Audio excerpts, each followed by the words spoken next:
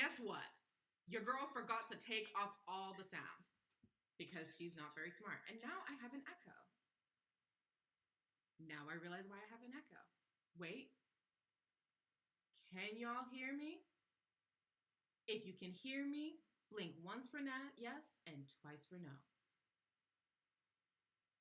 I'm gonna say yes.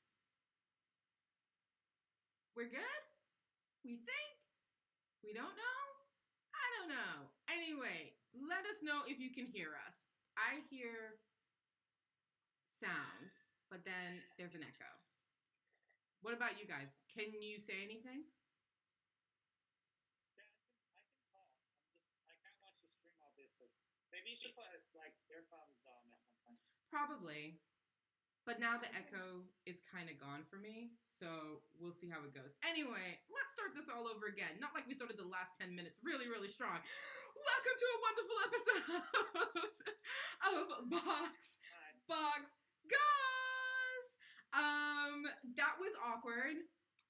SARS, as we say down under. But it is what it is. This is beautiful. This is the joy of live television, and we live for it. I hope you are all living for it. Television. Anyway, so we talked about Selim's unfortunate dress choices because he is not in black. We all decided collectively in that moment that we're all gonna come to the Miami Grand Prix show in whatever wacky colors that we have. But we also started talking about issues that are going on with the GPs. For starters, both the race directors have the Rona, which Selim graciously came in and said something along the lines of, Rona, man. Michael Massey, woo! No.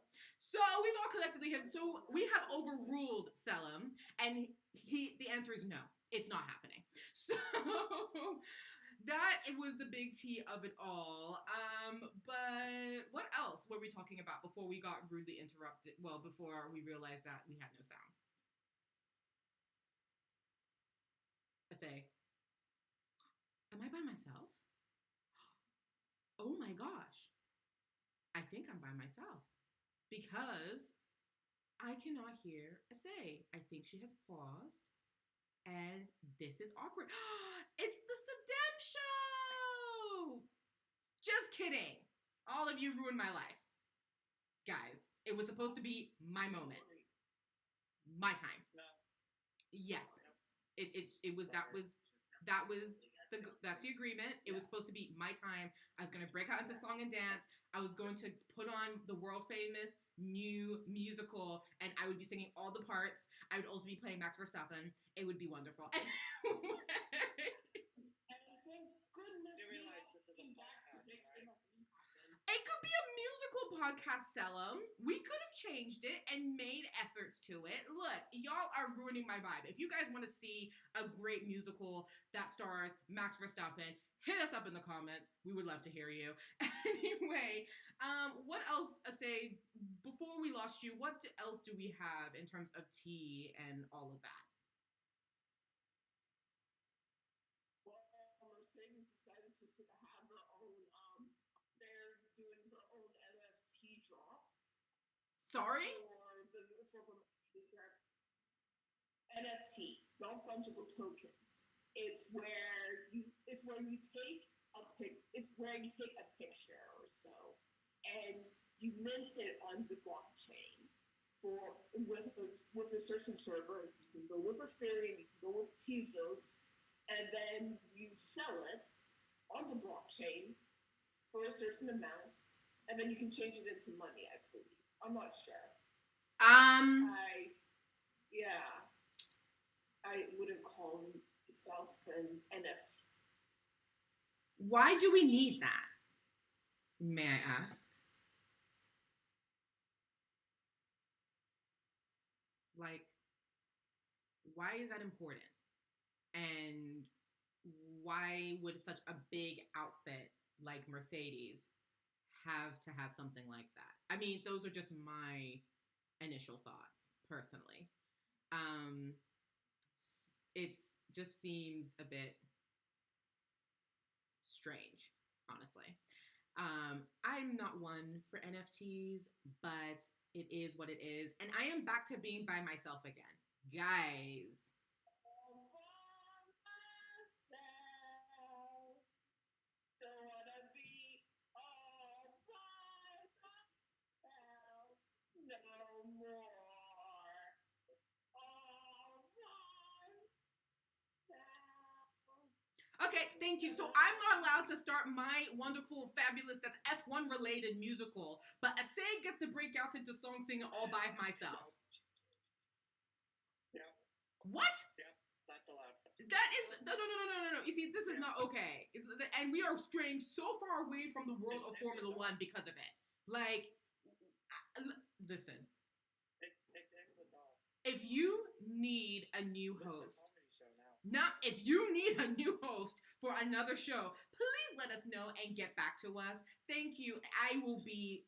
Just get back to me. Screw these other two. Get back to me. And anyway, What was I saying about Mercedes draw? What about the whole car that wasn't performing well in the Mola?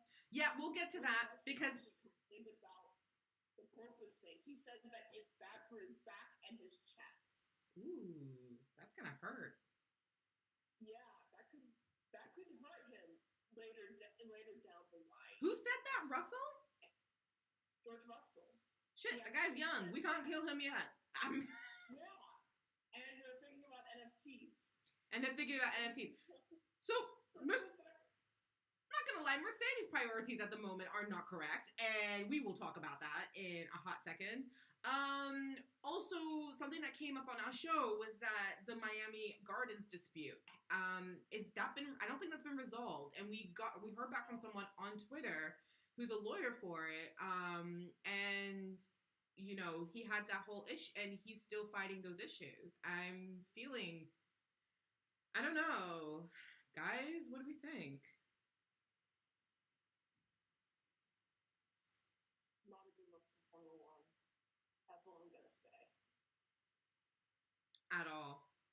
I honestly think, you know where those people live next to? They live next to the stadium where the Super Bowl is held.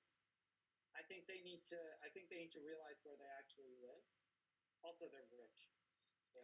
Well, you say that, but actually, and this was a whole thread, they're technically not. So, like, Florida is a fucked up state. Just period. Sorry, I swore, but it is a real messed up state. There is a lot of wealthy people there. That is true, but it is a very gerrymandered and gerrymandered is not the right word, but a very segregated city still. So a lot of the wealthy people actually don't live near the Hard Rock Stadium. It's a lot of people that were moved out of the wealthy neighborhoods and put there.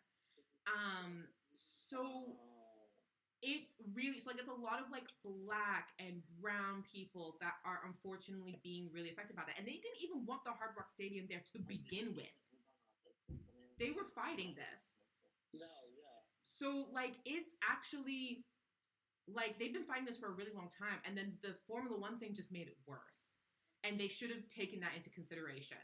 So there's a lot of issues around it. And so it makes me wonder, but then there's also, it just sounds like Formula One just didn't do their homework.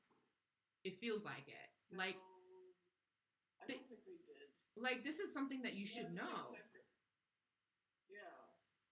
I mean, there's a lot of things that they should have known, but didn't act out upon. So is it shocking that Formula One didn't do their homework? No, not really, to be honest.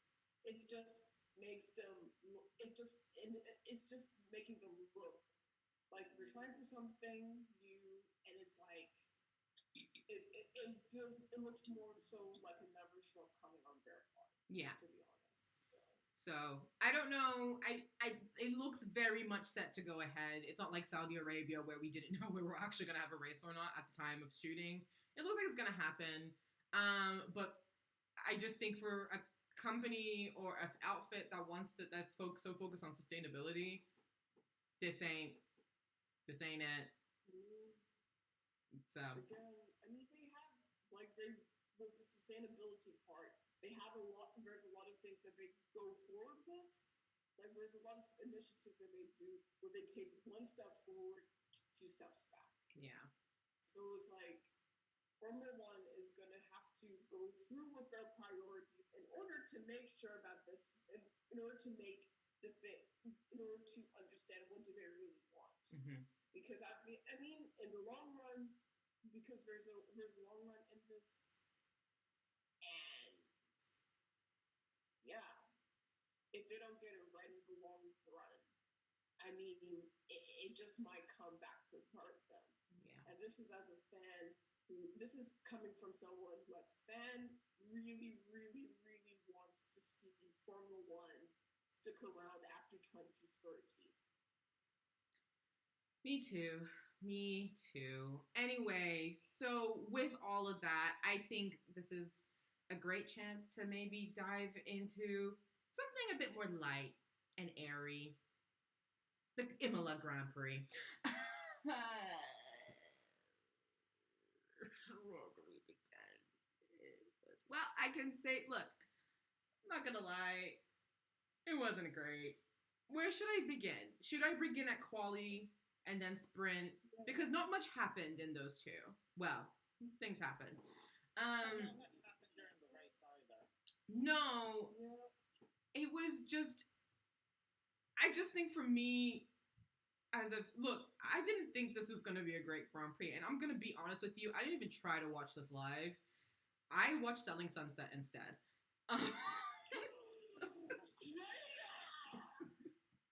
No. Selling Sunset? Listen, at least you know they're playing. At least they're all faking the drama of it all, unlike Drive to Survive. I mean, or something. I don't know. Like at least there's something so cathartic about it. Whereas Drive to Survive, I'm just annoyed because I know that the drivers are not like that. But like they want to go off and play off the drama, so like get on with their bad stuff. At least you know they're drama filled.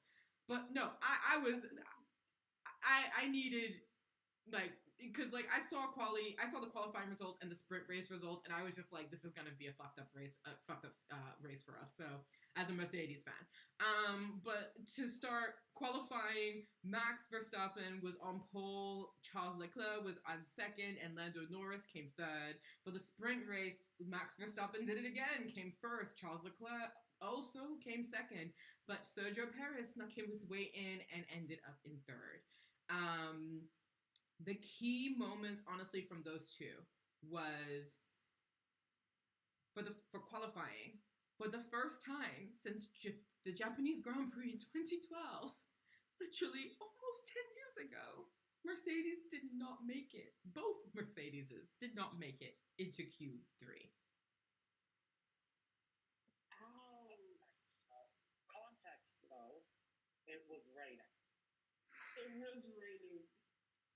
And it was the first time we got to see the performance of these cars in the rain. I love how Selim is trying to make me feel better. And he knows that I'm a Mercedes fan. So I appreciate you, Selim. Because where Mercedes loses out their speed is on the straights because of the porpoising. But if it's raining, they're not even going to get fast enough to even have porpoising. And so their car is just bad. Yeah. The car is bad. But, I mean, it's kind of interesting. I'm not going to get ahead of myself, but it's really interesting how Russell is able to take the full potential of that car further than Hamilton can. And honestly, I'm on Twitter, sadly. I've seen the tweets where people are like, oh, Russell's better than Hamilton. No, not really. I really do think it's a case of Hamilton just doesn't like the new cars. Just doesn't like something about this new car, and it's throwing him off. I agree. And, I was thinking... also was that Lewis Hamilton was also doing a bit of... No, go ahead and say. I was about to say, Lewis Hamilton was also doing a bit of in-car testing, in Grand Prix testing, just to see the performance of the car. So I'm guessing he must have had a little bit more, there was more I mean, there was something related to that hindered his race performance. In fact, his entire weekend performance, to be honest. And it's just, I mean, I think like it's amazing to me because it's like that's where Mercedes is at right now. Yeah. That was one of the questions that I had honestly during the race because this is kind of spoiling it a bit, but Russell ended up I think 4th or 5th in the race while Hamilton came in at 13th, and I'm not sure what is going on down there in Brackley. I think that's the name of that's where their factory's at, right? Yeah. I don't know what's going on down there. Like, for one thing, where were they when the new formula was introduced? One, I know that they had a powerful car before then, but like there was nothing they could do to adapt that to the new formula. Like it seems like they just threw everything away and then just started from scratch, and now look at where they are. And then another thing, no, exactly. It just makes no sense to me. And like I don't know what the differences are between Russell's car and Hamilton's car. I know that I think people say, they're supposed to be better, like they're supposed to be the same, but it's not looking like it. And like it's bad if it's hurting Russell because he's a young man. Imagine what he's doing to Lewis. Like, oh no, mate's not a spring chicken no more. Mind you, Lewis drove the 08, 09 cars. Like, I don't think it's hurting him that bad. Like, but of all people, Lewis should be used to sitting in a car and adapting to it. Right. Because that's what happened in 08, 09, 010, and then 17 when we had 14, 15, 17 when we had the regulation changes again. Of all people, Hamilton should be good at getting inside a new car and being able to drive it. Yeah. Ricardo, maybe not so much.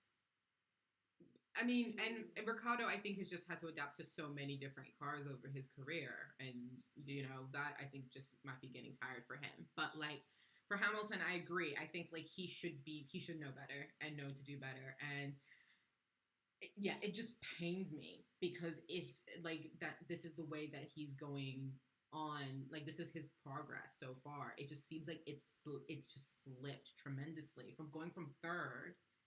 That was the last time I saw him on podium. The last time I saw him on podium was Bahrain. Come on. I mean, it's far off for him, but at the same time, it's like, I think it was chalked up to a really bad weekend for Lewis. Like, not even a point for him. And it's like, it wasn't his best. And it's like, it's not promising, but then at the end of the day, this is just the 4th race, so I wouldn't call it the end of the world. No. Maybe it's like France. I mean, look, I get it, but I'm still not impressed. It's like. Meanwhile, on the flip side of the coin, let's take a look at his previous rival, which was Max Verstappen, who was on fucking form the entire weekend. It was actually really frustrating. The only time he slipped up was literally the beginning of the sprint race where he had let Charles Leclerc get the jump on him, but he was managed to take that back and the first overtake in a sprint race. Why is that so surprising, though? No, I don't think it's surprising. I guess the thing that surprises me is the fact that the cars are reliable enough this race. Because they weren't in Australia and they weren't in Bahrain. Yeah, no. Yeah. No. Like Red Bull, it's like they got a raging bull, but sometimes they got a raging bull that will get the job done when it feels like it. Depends on the day. But no, but that doesn't take away from Max Verstappen. I gotta admit, he was on fire that entire race weekend. It- Sprint race champion, driver of the day, race winner, fastest lap, Lorena, sports person of the year. That's like a nuclear grand slam. Shit. It was just it wasn't like me being surprised about Red Bull's form has nothing to do with the drivers themselves because both of them are very talented. It had to do more with the fact that the cars actually decided to work that weekend. So it was just too easy, like for Verstappen and also for Perez. They all they got to do was just sit and relax and vibe. And I am happy for them because they need a strong comeback to feel like they can like have a chance at the championship. But like, I'm not a Red Bull fan, so I'm like, yeah, I get that. You want to admire, you don't want to sell them short because what they did was absolutely is a proper comeback. But then at the same time, electric team. So it's like you're just sitting there thinking, damn, that should be us. Yep, it really should. It really should. But it's okay. Our time will come.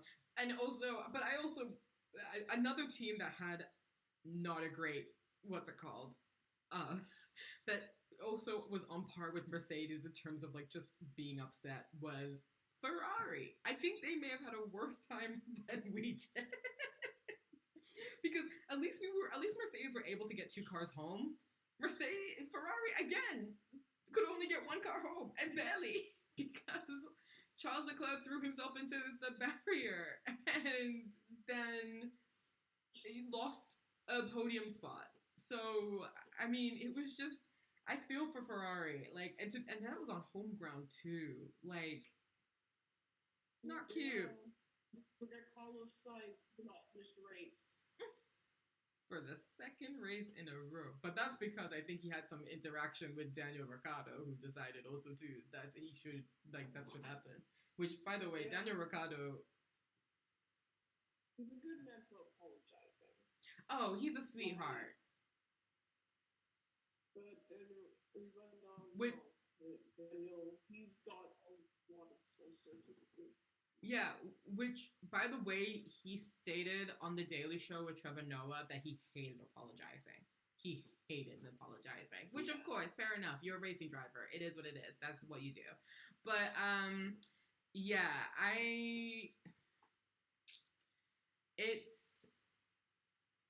yeah. Daniel Ricciardo. Yeah, Daniel Ricciardo. I mean, it's like,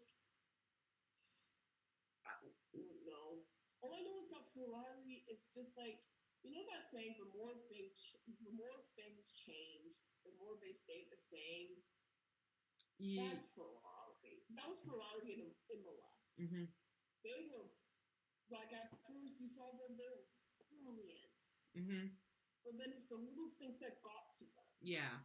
They truly did. Yeah. And it's like, you just saw that and you just, damn. Yeah. These people were turning the corner. It's so painful. I say it has a point, right? It's always been the small things that get Ferrari. Their terrible pit stop strategy, or their brakes not functioning, even though that's not a small thing, let's be fair. But it's like, it's always the small mistakes that get them. I think it was interesting to see Leclerc make a mistake during the race, though. I mean, they brought him to pit. No, go ahead, Salah. I'm sorry. They brought him to pit for fresh tires, and then once he got out of the pit, he was chasing Perez, and he got all the way up to the back of Perez at some point, which rapid, might I add. But then he just lost it on the curb. You know, it happens every once in a while. It was just sad that it was an Imola. Yeah. I think, I think there's an element of pressure to him. I don't think he does very well under high pressure environments, because this is not the first time that he kind of, I would say, choked at an important race like that. I mean, we can take a look at Monaco, where he binned it in qualifying, getting pole, but then the car was so wrecked that I don't know if he was able to. I don't think he was able to start. So like it wasn't particularly good. Like I don't know. Charles Leclerc has a weird thing where I think like when the stakes are raised even more, he just chokes, which isn't great. But at least there's another Italian Grand Prix coming up, so he can possibly rectify that. But like, I don't know, it was just not particularly great. Also, I don't know if you see this, but like, I see a comment from Regal Black. Do you want to? Hey, the blue flag people are laughing at Ferrari. We're not laughing, Charlie. We're not laughing. In fact, we have no reason to laugh. Like, we're not laughing. But hey, Ferrari, they're off to a good pace. But little things. It's always the little things. And they will, and you know what? This, I think, was just a fluke. I think they're going to come back and do amazing stuff. So, like, there's no way we're counting them out for anything. Trust. But we are. We're going to get a pretty big. Sorry, go ahead. But yeah, no, I think like it's just one of those things. It just is what it is. But hey, yeah. What else, guys? Not to come back to the Mercedes chassis talk. Oh my gosh, here we go. But no. They hedged their bet on one chassis type, right? Mm-hmm. Like going no side fault, obviously. That's not a small thing that they can fix, right? Like obviously they're not going to add the side faults back. That would be really funny. Mm-hmm. But like the porpoising issue is not a small thing that they can fix. But for example, teams like Ferrari or teams like Red Bull, right? They can fix their reliability issues, or Ferrari can fix the small issues in their car. Because Charles Leclerc was 30, like his engine was turned down by 10% for the race, apparently. And so it's like, you know, small things like that can be fixed. But I don't know if Mercedes, I feel like they took a gamble and they lost it. I agree. I think like there is a part of that what's it called? Yeah, like I think you know they're very much the innovators of Formula One, and you know with that you're not gonna get it right all the time. I mean, this ain't does. So it's just, but it's just I guess a bit frustrating to see this be the product of it. I mean, the fact that they're just not even competitive, and that they're fighting with Haas, which no tea, no shade to Haas. Haas is doing some work. Kevin Magnussen, we see you. We see you.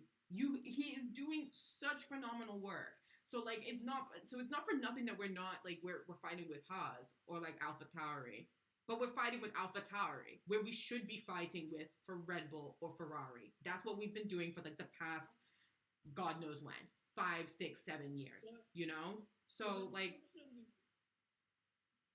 I mean, yeah, I get what you're saying, but now it's like you said earlier in the season, with new regulations come new shake-ups. Now now Pierre Gasly is doing a number on Lewis Hamilton. The fact that there's so many memes on the internet about this is Lewis's view and it's an AlphaTauri is so annoying. I can't tell you enough. You know, it's quite the view though. Wake up in the morning, you look outside your window, and it's the AlphaTauri. It's a nice car. It's a good look for. That's great, but I don't need it for everyone else, honestly. Also, guys, if you could speak up, the viewers can't hear you, but that might also be me. Oh, it is me because I have a bit of an echo on my end. So sorry about that, guys. I'm also going to lower my volume a little bit. Okay, cool. So, what else? Is there anything else we want to do before we do final thoughts? I mean, what else is there? McLaren. I mean, they came back. Lando Norris. He was doing a lot of it. He did what needed to be done in Imola. George Russell. Imola. Yeah, Imola. Imola? Imola. Imola.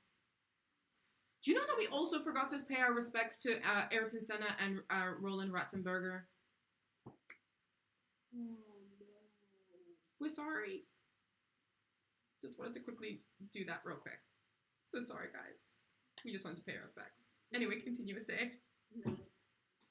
Our 2.5 years or something. Like, Lando Norris, he did a fantastic job. I mean, he did a very decent job. He was consistent. He got the car home, and the only thing that he did wrong was getting the team to sing to him. Won't be seeing them on X Factor anytime soon, but it was in all seriousness, it was a sweet gesture. God, no. That's the point. Lando Norris, he's consistent. And it's like, I feel like we shouldn't forget about him. We shouldn't forget about him just yet. He's we always knew he was one to watch, but yeah. No, yeah, he's been very impressive. I'm very, excited for him and his things that he's doing. So, oh no, Selim is coming to say something about Lando Norris. Here we go. I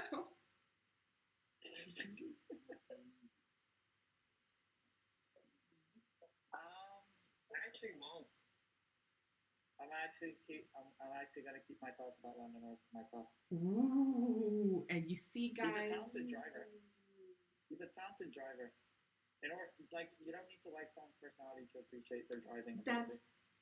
That is right. And I stand by that. And that's literally the gospel for today. We don't need to like someone's personality to say that they are talented. I, for one, am not on the Verstappen train. But I see him. He's a talented guy. He's great. I can give him dues.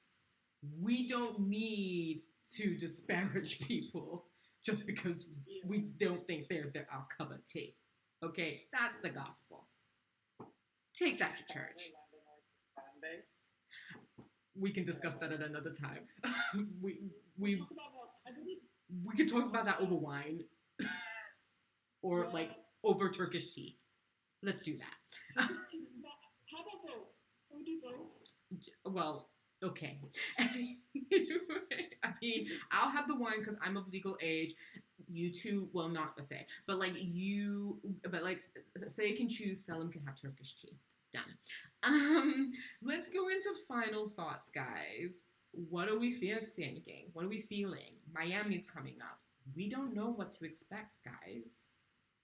How do we feel? Fire Festival Grand Prix. That's what we should expect. Oh, God. I think it's going to go well. And I think we're going to get some good racing. Because every time we've had a new track, we've had unpredictability, and unpredictability is always good.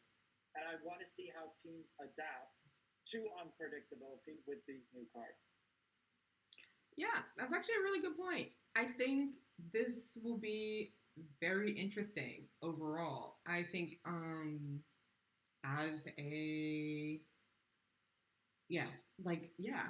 I'm actually kind of looking forward to it now when you say it like that. Because new cars, this is going to be the first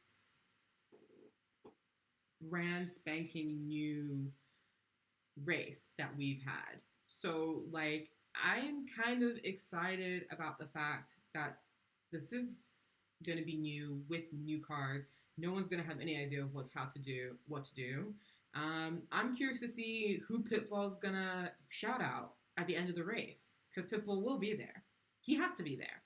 It makes sense. Oh my goodness. If Pitbull is not singing the national anthem, then the race was for nothing. But in all seriousness, we don't know what we're gonna get with the Miami Grand Prix. And to be fair, like there's a lot of criticism around that race. Some of it is very valid. Others, Yeah. okay, actually, it's all quite valid. But in the end, it's just gonna be interesting to see if the racing is worth it. This is it is a new track, and it's a new track, and there's a lot happening. There's going to be a lot happening with the race and everything. It seems like a very fascinating thing. It would be interesting to see how it goes, and I'm not going to rule it out. Like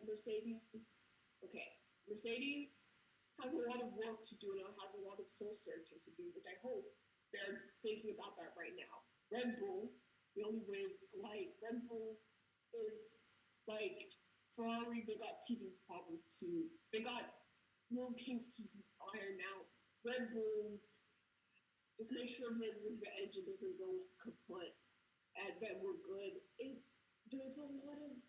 I'm going to be interested to see how the next weekend goes. I know what Mercedes is doing. They're trying to finish so low in the driver championships so that they get wind tunnel time. Whoa, what is happening? So that they get wind tunnel time for next year. Because the lower you finish, the more time you get in the wind tunnel. Oh. If that was the case, we should be running with Williams. I mean, I'm just saying. Anyway, was that our final thoughts? Does anyone have, should we do, a formal final thoughts about Imola real quick? My final thoughts about... Sorry, go on. No, go on. You go ahead, Solomon. My final thoughts about Imola are... I didn't enjoy the racing that much. I don't know why. I didn't enjoy it as much as last year. Maybe it's because Imola is very much a speed track.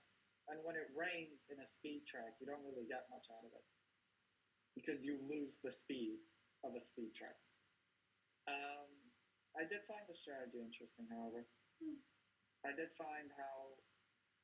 Was this race or was that last race where Russell pit for tires and then ended up way in front of Hamilton in fourth?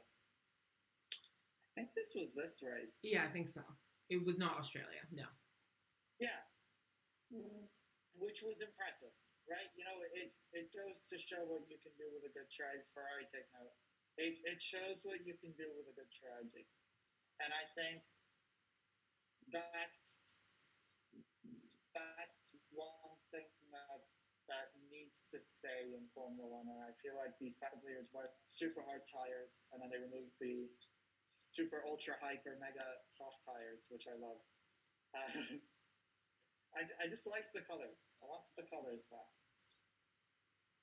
Hopefully you get that for Miami. But I think it will probably be... Actually, it might rain. There is a chance that it could rain, but I don't think it will. It'll probably be nice and dry. It's spring. It would be terrible, by the way. That'll be so boring. It would be boring. It would be. So we're fingers crossed it stays dry for Miami, but it's probably going to. Say, what do you want to say? That rhymes. This is my thought. Imola, unless you're Max Verstappen, Sergio Perez, or Lando Norris, you had a bad race. Plain and simple, the race was just not good for you. But I'm gonna leave this hot take. We don't need DRS. Okay, we do in some senses, but we don't. That race was, come to think of it, it was fun watching those drivers battle it out without the DRS. And it was interesting to see the battles that took place. There were 5 different interesting battles that were happening. Wait. Throughout that race. And, yeah. I have a question. There was no DRS during the race. I have a question about that. 7. Is oh, and I think you meant Yeah. your picture's frozen, but I can still hear you. With that question, the reason why there was only DRS, it wasn't that purely just because it was raining. Okay. No one was going fast enough to be able to get to DRS to begin with. So like, It was because it was raining. Yeah. Sorry. no, it makes sense. Mm-hmm. No, go ahead. Like, it was because it was raining. Sorry. I'm sorry. This is weird. So it's like, it was raining at the time. And at first, when the race started, it was raining. And there was a little bit of rain. It was clearing up. The race director didn't know if it was going to be, if rain was going to come towards the end of the race. In fact, no one really knew. Like, there were predictions that it was going to happen, but then in the end, it didn't. And the race director was very, very hesitant to actually implement the DRS during that time. Okay. So the drivers were left without it until like the last 20 minutes of the race. Right, fair enough, because it was drying up. So I mean, I think though it's a good point. I'm just curious about the mathematics behind it, just because no one could get fast enough to even get there. So it is what it is. Yeah.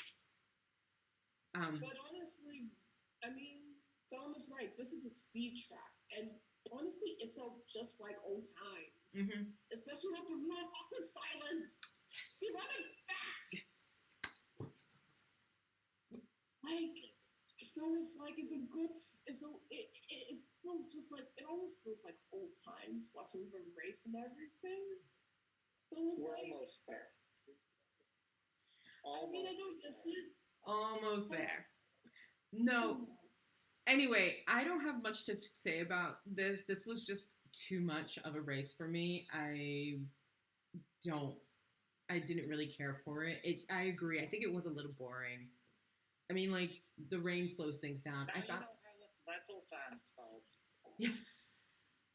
No, oh no. But yeah, no, I just feel like it was just, yeah. Yeah, I'm looking for, let's go to Miami. Let's have fun there. But that's, I guess, it for today's show, guys. We will see you back in 2 weeks for the Miami Grand Prix. Yeah, we also actually dress up in Miami themed clothing. I think so. I definitely have a palm dress, a palm tree dress that I definitely want to try out for this. So if you come for that, we also might have someone on the show that was there. So please stay tuned if you're interested in all of that. But until then, it's been a joy, Pit Crew. We see you in a very short while for the very Miami Grand Prix. Until then, we're gonna salsa out. Salsa out. Salsa out. See you later. Bye. See you later. Bye-bye. You can do salsa, Selim. It's great. One of my hands is busy, okay? Bye, guys.